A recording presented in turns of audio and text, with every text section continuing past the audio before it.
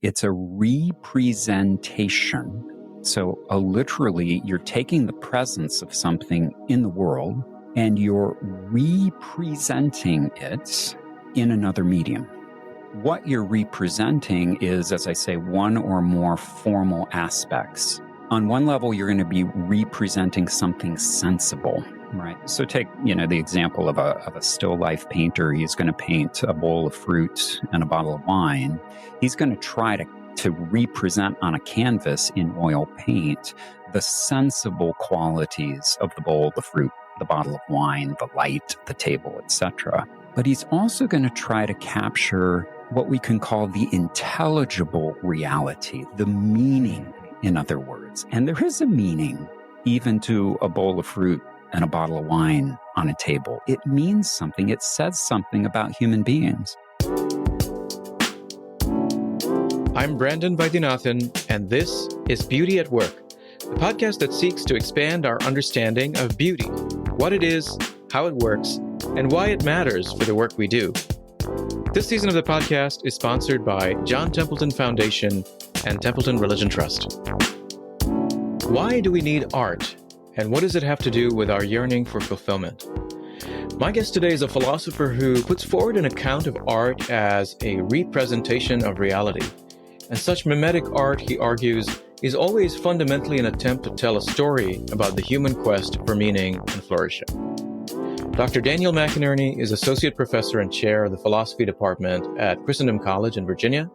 He's also a novelist and dramatist. His latest novel, published in 2023, is The Good Death of Kate Montclair, and his play The Actor premieres in November 2024.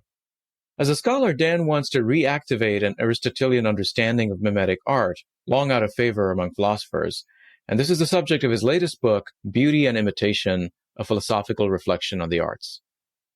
All right, Dan, fantastic to have you on the show. Thanks for joining us. Brandon, it's a real pleasure to be with you today. Thanks so much for having me on.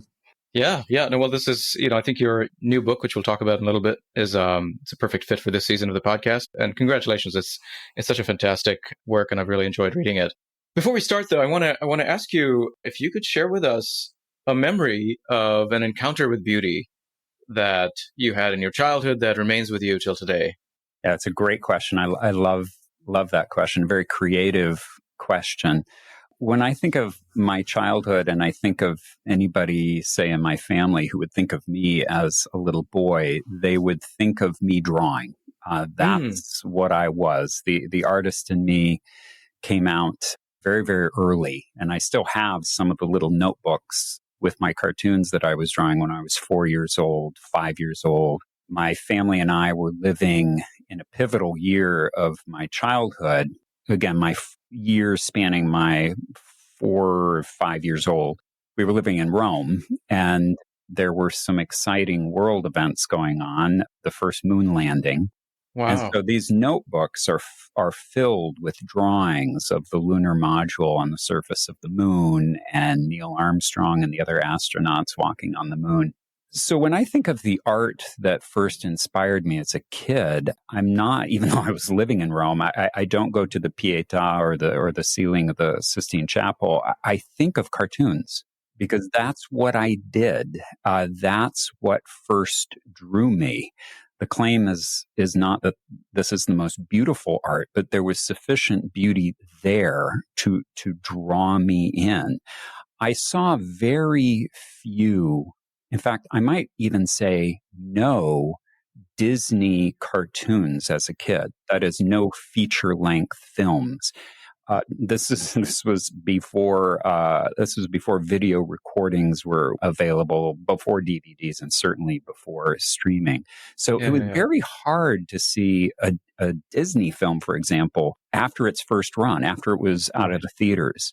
Every so often they would rerun one of their classics, like Peter Pan. But it was very hard to get to. And again, I don't think I saw any of them as a little kid. But there was a show on Sunday nights, The Wonderful World of Disney, and it was mostly live action, but there was just enough animation in it to fire my imagination. I became, like many kids, Walt Disney became a hero of mine.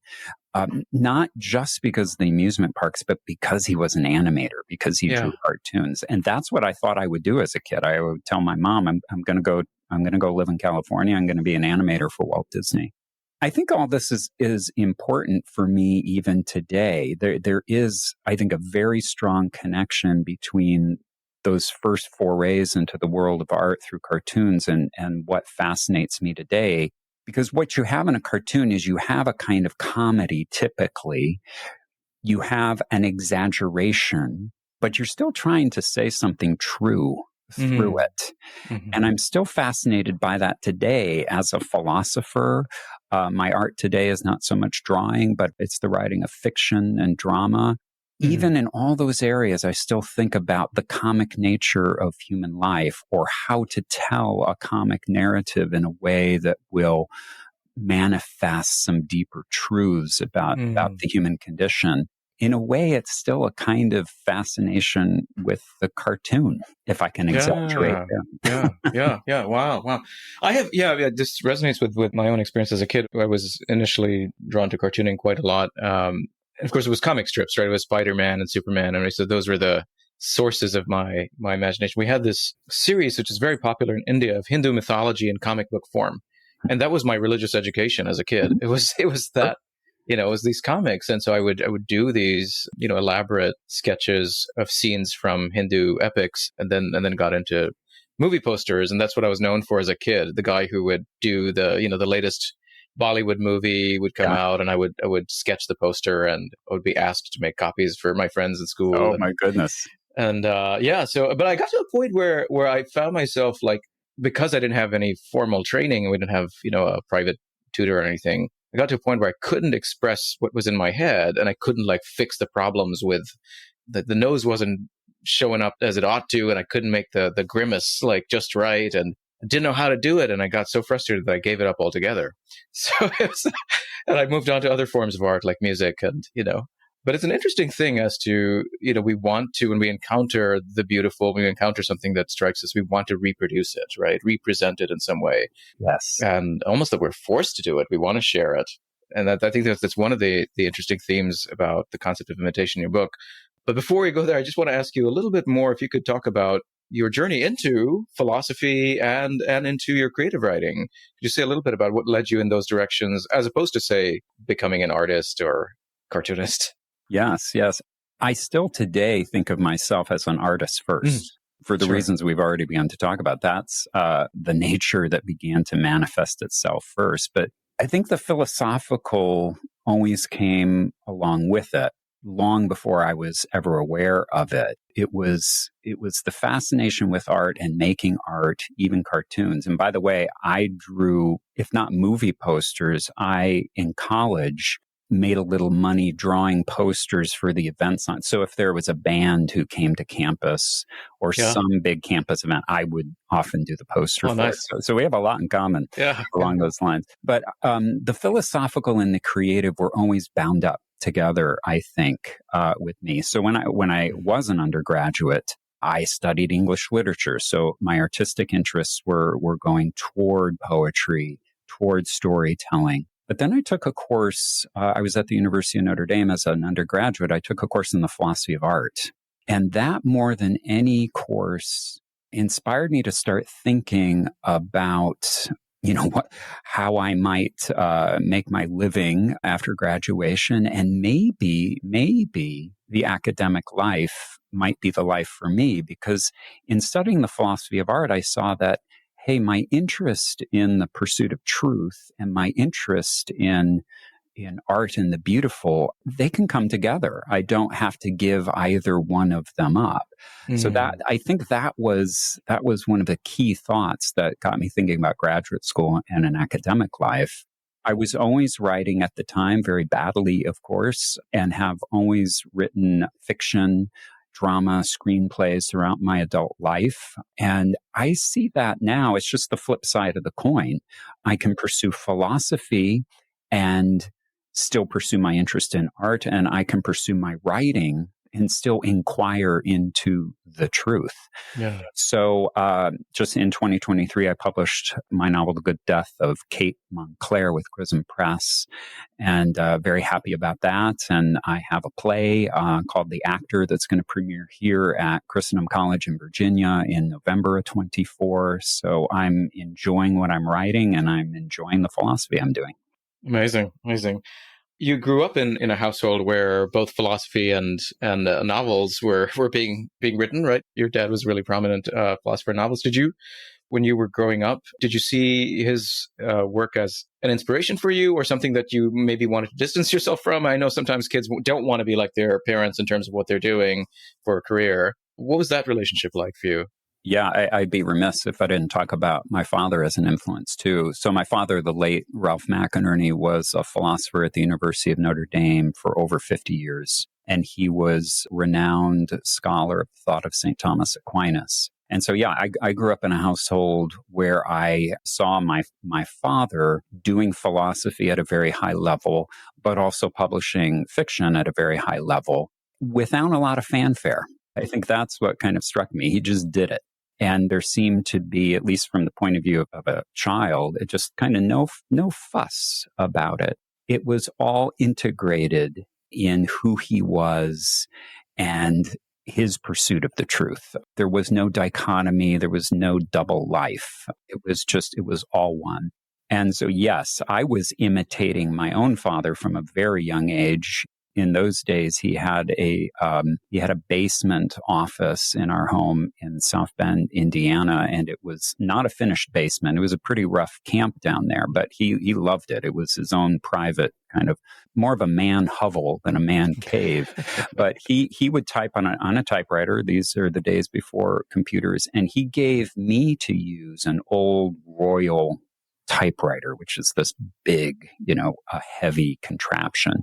And he taught me how to roll the paper in, and I would type with one finger, and I was writing stories because that's what my father was doing. So imitation was huge. And again, it took me a while to think that I would follow him into the academic life. I've already described that happened very late in my undergraduate years. And I certainly surprised him when I took the idea to him. But yes, he had an incredibly formative influence upon me. Yeah, yeah. Let me ask one more question before we jump into your book. What is your writing practice like, both in terms of your philosophical work and your creative work? I mean, do you find that you're in the same state of mind when you're doing both those kinds of activities? Do you need different stimulants for different kinds of writing, or how does that, like, how do you integrate both of those very different, I don't know, maybe from the outside they look like very different kinds of writing? They are very different kinds of writing. I don't know if I think about it too much. What I think about most of all is having at least a tolerable amount of uninterrupted time. I think if I have time to focus, that's kind of enough. I don't have to do special mental gymnastics to write fiction or to write philosophy. It's more having that space in which to focus. Then I can do work. I typically don't do in one session. Let's say I have a 3-hour opening in a morning. I typically won't write both fiction and philosophy in that period. I'll usually just focus on one. And, there are trade-offs that happen because of a busy schedule all the time. But I'm typically looking for morning hours. I've never been, even as a young man, I was never a night person. So my father was. My father wouldn't begin writing until 10 o'clock at night, right, and would often go till 2 in the morning. I just I've never had those biorhythms or whatever you need for that. Yeah. So to me, it's more like, where can I find the hours of focus? But I always have a fiction project and a philosophy project on the stove at the same time, even if I'm not pursuing them in the same session. Yeah, amazing, good. Well, let's jump right into your book. This is Beauty and Imitation. It's like I really loved your book, loved the argument, very provocative, and your book is an articulation of a particular account of art, right? The Aristotelian Thomistic approach to mimetic art that originates with Aristotle and is developed further by Thomas Aquinas. And you say here that art is imitation, the making of a picture of some feature of the world, and art thus images or represents for our delighted contemplation one or more formal aspects of its source of origin. So mimesis is typically understood as imitation in the sense of copying, but that's not what you're arguing here. Could you say a little bit about this account of mimetic art? What is this Aristotelian Thomistic account, and how does mimesis differ from copying? Yes, that's a great question. And I think we have the whole movement of modern art, even beginning in the 18th and 19th centuries, to thank for taking this concept of imitation and really distorting it and then passing it off as mere copying. That is certainly not the case. I don't think it's ever really been the case. There are certain artists who aim for literal exactitude or photorealism. Sure, that's one approach, but that's certainly not the only approach when it comes to imitation. So let's get to the heart of it. What does it mean for an artist to imitate? As you said, as you were reading from that passage in the book, it's a representation. So literally, you're taking the presence of something in the world and you're representing it in another medium. What you're representing is, as I say, one or more formal aspects. On one level, you're going to be representing something sensible, right? So take, the example of a still life painter. He's going to paint a bowl of fruit and a bottle of wine. He's going to try to represent on a canvas in oil paint the sensible qualities of the bowl, the fruit, the bottle of wine, the light, the table, etc. But he's also going to try to capture what we can call the intelligible reality, the meaning, in other words. And there is a meaning even to a bowl of fruit and a bottle of wine on a table. It means something. It says something about human beings. It says something about how human beings arrange and beautify their domestic spaces. We don't just leave them bare. We don't leave just wine bottles in a cupboard. We like to display our fruit and the fruits of the vine. That's really interesting about human beings. And I think that's a big part of what a still life painter is trying to capture. Okay, in that represencing, it's not at all necessary, again, that the artist aim for a literal rendering of the sensible qualities of the thing. Again, so aiming after photorealism. If that were the case, then I think photography would be the highest art, and a certain kind of photography would be the highest art. But there's more than one way to represent these realities. And what the artist really wants to do is make a representation that freshens our perceptions, that allows us to see the bowl of fruit and the bottle of wine with new eyes, so that its sensible beauty and its intelligible beauty show up to us in a way that is marvelous again and opens itself up to our contemplation. So imitation is compatible with myriad number of different artistic styles. It's not just about copying nature. Yeah. No, that's really fascinating. And I'd be curious to know if you think that the rejection of what was perceived as just copying was in part a function of artists who did see their work. And I think of Renaissance painters perhaps and sculptors who seemed to be very invested in sort of very faithful, copying, right? And really wanting to portray the human face or the body and almost to have a photographic representation. Yes, I mean, certainly, say in Western painting, especially in the time period you point to, a certain rigidity set in. We became enamored with kind of a scientific approach to art in a way, the rules of perspective, for example, and proportion. And so, yes, and in the excitement of all that, trying to render things as faithful as you possibly can to how they really look in the real world became, I think, too too much of an ideology rather than just one approach.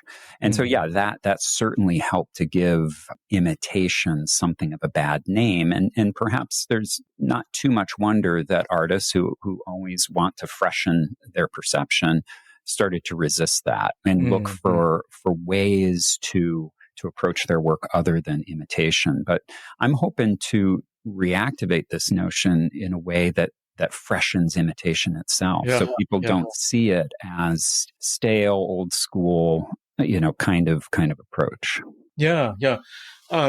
You also use the phrase delighted contemplation, right? So it's representation for a particular purpose, or at least has with a particular consequence in mind. Could you talk about the role of delight and contemplation in this idea of mimetic art? Yeah, I think that's the whole goal of art, is our contemplation of it. We want to see reality with those fresh eyes. And I mean that literally. We want to see it with our eyesight or hear the music with our ears. So our sensibility is certainly engaged, but also our intellect. We want to chew that reality over in our mind. And we're made for that as human beings. And because we're made of it, that chewing over of the beauties of reality in our mind, that's a messy metaphor, but that chewing over is a delight. Yeah. It's a joy to us. And those words, delight and joy, they're not just emotions. They're not emotions primarily. They are rational expressions of reactions to the beauty that we're imitating in reality. So yes, that's what we want when we go to the arts. We want that joy more than anything. That's what we look for. If someone recommends a book, or you have to go see this exhibition, or you have to see this, what we're hoping for more than anything else is not an art lesson. We want delight. Yeah. And it seems like it's delight in knowing, right? There's an understanding and insight. There's a lot of resonance that really surprised me with accounts I'm hearing from scientists. Over the last 5 years, I've been studying the role of beauty in science. We're asking scientists around the world what beauty means to them, where they encounter it, and so forth. And we hear a lot in their accounts that sounds very much like this sense of delight in being able to represent reality in an equation. And so there are many scientists who call certain equations works of art, or even experiments as works of art, because of the sort of ingenuity that goes into designing it, and then the immense clarity it gives you about the essence of some particular phenomenon and the way in which something really is, the sense of, this is how things are. This is the hidden order of things, the inner logic of things. And some go so far as to say that this is, access into the mind of God, or, there's the Nobel Prize winner Frank Wilczek, who talks about nature as embodying beautiful ideas and mathematics giving us that access to the mind of the artist. I'm curious to know what you think about that ability of science to represent reality, whether through models or equations, and the way in which some people call those works of art. Does that fit into a conception of mimetic art, or is that just maybe metaphorical?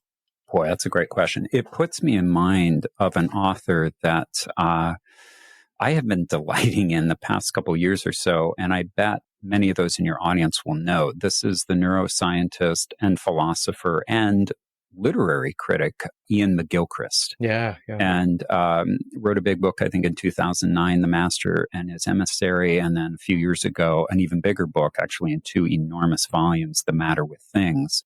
And there's a chapter in The Matter of Things, or The Matter with Things, where he collects quotations from scientists, mathematicians, gushing, in short, about the beauty of their scientific or their mathematical work. And it's a wonderful chapter. Einstein, for example, is a classic example in that chapter. I have no problem. In fact, I delight.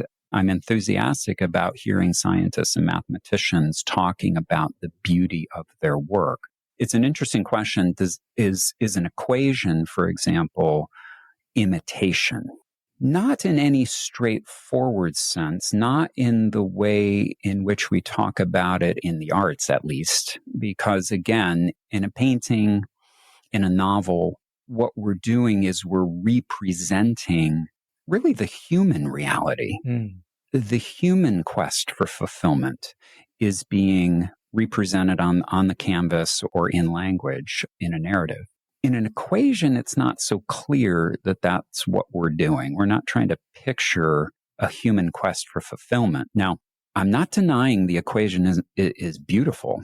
Certainly not. I'm just saying it doesn't seem to be imitation. If we want to get really metaphysical, I think, though, we might talk about it as an imitation of transcendent, even divine beauty, so that every beautiful thing in reality, in whatever sphere, is going to imitate the beauty of transcendent reality. There, I think you can kind of bring in a metaphysical sense of imitation, but not, I don't think, an artistic sense of imitation. Yeah. No, that's fascinating. Yeah, in the creation of scientific models, perhaps there's a lot of judgment that has to go into criteria of elegance and parsimony and ways in which you have to structure things to convey the maximal amount of insight with the minimal amount of information, or even in the ways in which the models from the James Webb Telescope have been colored, and there's sort of choices that have to go into artistic schema, choosing what colors to present. And those are, I think, maybe a bit fuzzier as to, I don't know whether those are quasi-artistic works, because there is almost a kind of interesting aesthetic practice there. But I want to double click on this point about the human story. There's one of the things that I found surprising about your book and really quite provocative was you argue that the mimetic arts are all storytelling arts, right? Yes. And even something like instrumental music is fundamentally about the human story. And you have a particular definition of story, which I'd like to read. You say that a story is an ordered sequence of events from the beginning, middle, and end that pictures the human pursuit of some goal or good. And in this pursuit, the protagonist encounters conflict, keeping him from the goal, conflict the protagonist resolves or fails to resolve by his own choices, not by chance. And these choices ultimately reverse the protagonist's fortunes in a way that is both probable and marvelous, and so offer the reader or audience an understanding of the meaning of the protagonist's adventure, an understanding that manifests the adequacy or inadequacy of the protagonist's purposes to the human end. So there are a lot of things you've built into this argument. A lot of moving parts. It's really very provocative. And so could you talk a little bit about how is all mimetic art about the human story, say even instrumental music? Yeah, maybe just for our conversation's purposes, I'll use a simpler definition of story, though there are reasons why I have such a tightly packed definition, because it is so integral to my argument. And you're absolutely right. I think it's certainly the most controversial thesis in my book, that every of what I prefer to call the mimetic arts rather than the fine arts are storytelling arts. So what do I mean by that? Well, yes, a story is some protagonist on a quest for some goal. The claim is, though, that a human story, a story that we write, a story that we make, is an imitation of our own story as human beings, so that human life takes the form of a story. It certainly doesn't feel like that all the time, I grant you. Our days sometimes seem very haphazard. There are interruptions, unscheduled meetings. You're just bopping along, trying to keep your head above water. Some days you don't feel like the protagonist of a novel or of a film. But if we zoom out, I think what we see in all human beings, as I mentioned earlier, is this deep desire for fulfillment. I don't think you're going to find a human being who doesn't want, in some way, total and complete satisfaction. We're going to define that in many different ways, and we can have fun arguments about who's got the best conception. But at least we have that common denominator, that we are seeking fulfillment. So what I want to say is that all of the mimetic arts are in some way trying to re-presence that human endeavor, that attempt to find fulfillment, an attempt which sometimes fails, or sometimes succeeds only partially, or sometimes succeeds quite well. And so we can name kinds of stories that show us failure. We call them tragedies. We can name stories that show us a mix of both. Often we call them dramas of one kind or another. Stories that give us success in finding fulfillment, we call comedies. So we have these kind of super genres or archetypal stories that try to capture that basic trajectory toward fulfillment. So that's at least a beginning of a reply to your question. Yeah, yeah.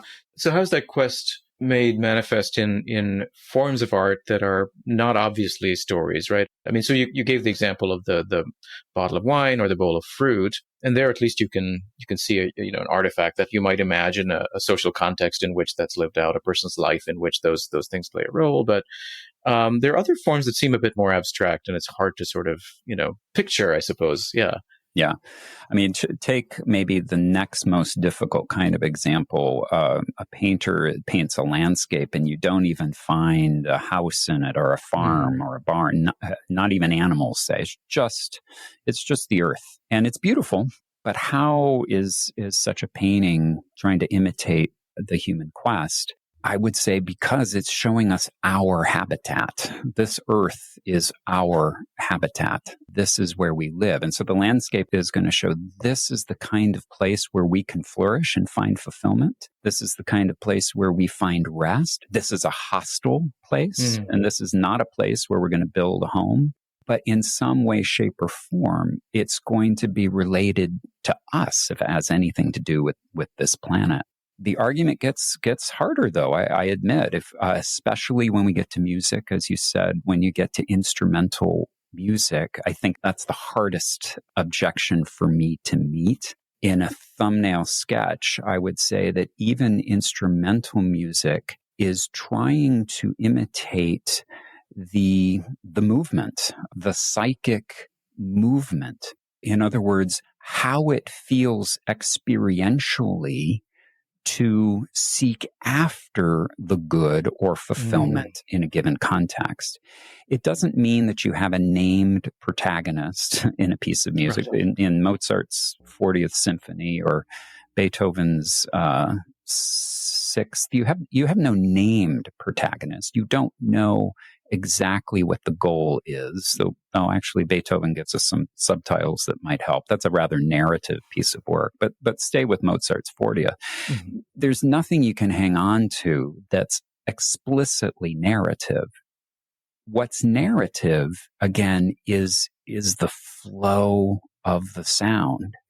Right. That is trying to capture the emotional and intellectual flow of what it feels like to fall in love or be frustrated or feel lonely in life. It gets tricky, though. I'm not saying the composer has always exactly, literally named the emotion he's trying to imitate. But nonetheless, I think we can describe instrumental music in that way. Yeah. There's certainly, the desire to capture. I mean, so to represent a feeling or an emotion or a sentiment or even, the over the arc of a piece, a range of emotions of elation and conflict and resolution, right? And I recall, the Italian theologian Luigi Giussani has this reflection on Chopin's Raindrop Prelude, which has the single note recurring over and over again as the hammering of this incessant desire for fulfillment, right? So there's ways in which you can interpret works of music as fundamentally having to do with our quest. And you might read an interpretation like that and go, oh, yeah, that's a good way to read it. That resonates with me, right? Which, yes, I love that. Who knows if the composer would agree, but there's a sense in which one might say that sounds like an adequate way to understand how this work of art represents an aspect of the human quest. Yeah, and I love that example, and I'm going to steal that from you. In talking about this, I always come back to the fact that I haven't met many people in my life who don't describe their reaction to music in emotional terms. And that to me is where you start. Yeah. We describe music as eliciting emotions, as feelings in us. Okay, that's where we get started. Then that's interesting. How can mere sound do that? I think it's trying to do that through imitation. All right, that's a great stopping point for the first half of our conversation. Stay tuned for the second half next week, where Dan talks about why stories are moral arguments, but not in a philosophical sense, and whether beauty is objective. To make sure you don't miss it, subscribe to our podcast if you haven't already, and please leave us a review. We'd love to hear what you think about the show.